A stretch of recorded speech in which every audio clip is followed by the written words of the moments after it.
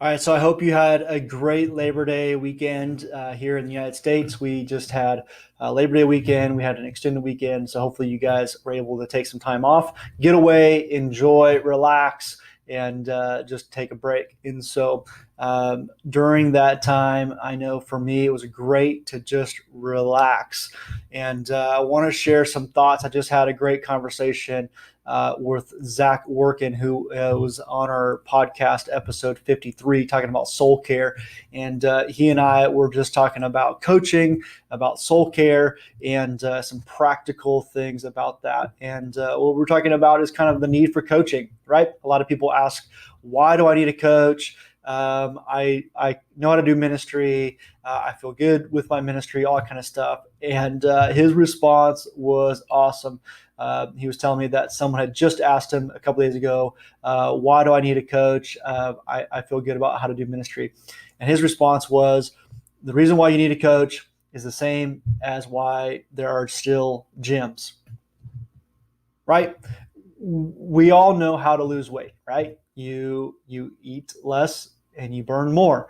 We all know how to work out, right? You pull down, lift up, push, all that kind of stuff, right? But there's just something about going to the gym, having a trainer, having somebody there that is talking to you, and there's just something about being able to go there and have a timeline and having those tools available to you. And so we were talking about that. That's a lot like coaching.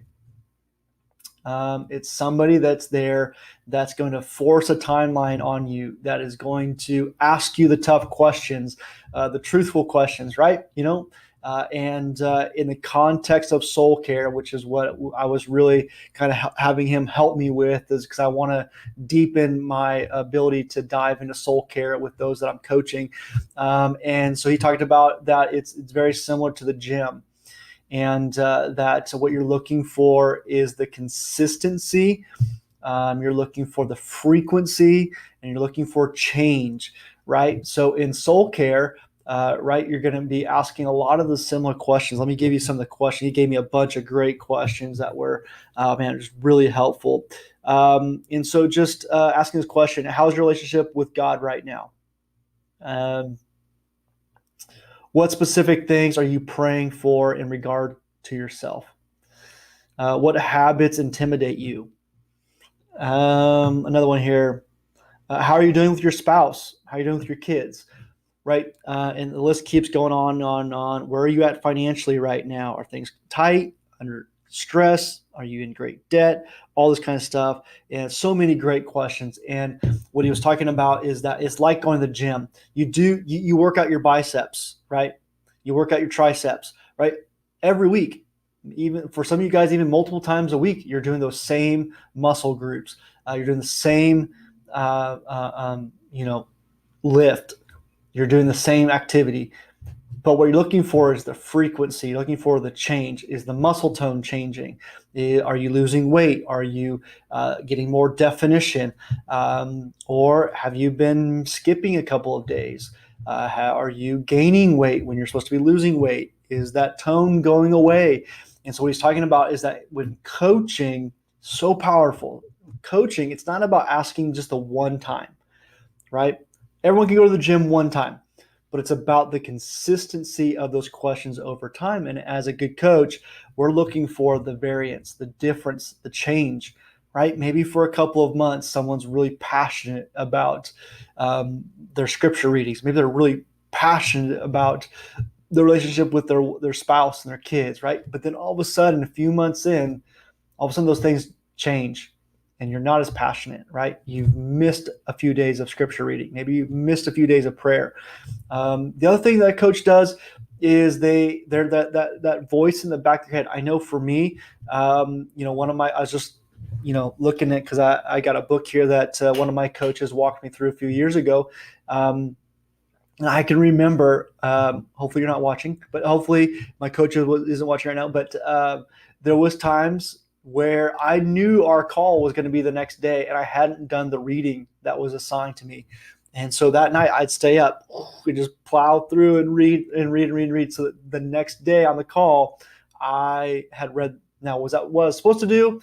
No, I was supposed to be reading throughout the week, right? But if I didn't have a coach, I would have kept pushing it off, and probably not done any of the readings, given up, right?